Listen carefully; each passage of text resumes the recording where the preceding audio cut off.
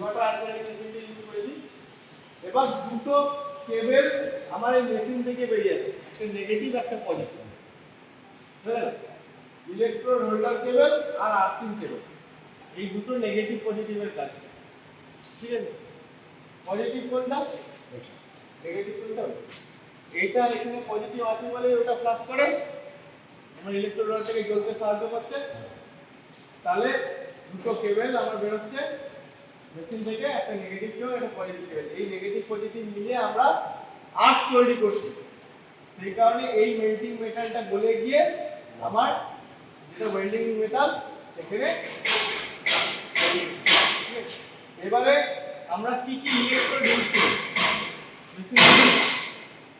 এবার কি কি ইলেকট্রোড ইউজ করব? আমি ধর 2.50, এটা 2.50 ইলেকট্রোড, ঠিক আছে? এর জন্য কারেন্ট দরকার। প্রত্যেকটা ইলেকট্রোড ইউজ করার সময় কারেন্টটাকে চেঞ্জ করতে হয়। আমার 2.50 এর ক্ষেত্রে কারেন্ট লাগে 50 থেকে 90 অ্যাম্পিয়ার। অলরাইট, 2.50 ওয়েল্ডিং রডে ওয়েল্ডিং করতে গেলে 50 থেকে 90 অ্যাম্পিয়ার কারেন্ট দিলে আমার ওয়েল্ডিংটা হয়ে যাবে। এরপরে যদি 3.15 এ ওয়েল্ডিং করতে চাই তাহলে আমার কারেন্ট লাগবে 100 থেকে 130 বা 90 থেকে 130 অ্যাম্পিয়ার, ঠিক আছে? আর 4.0 রডের ক্ষেত্রে আমরা 120 থেকে 130 থেকে 220 অ্যাম্পিয়ার অবধি কারেন্ট ইউজ করতে পারি।